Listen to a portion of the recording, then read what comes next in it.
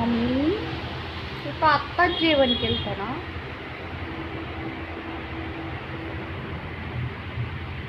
सहा बटर.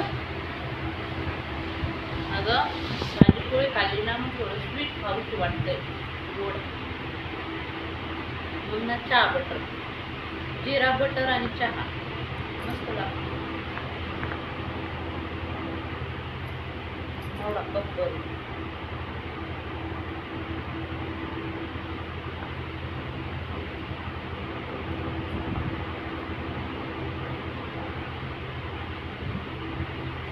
तुला नाही खाल्लं? खाल्लं मी. खाल्लं बयानी. दोघांनी पण खाल्लं.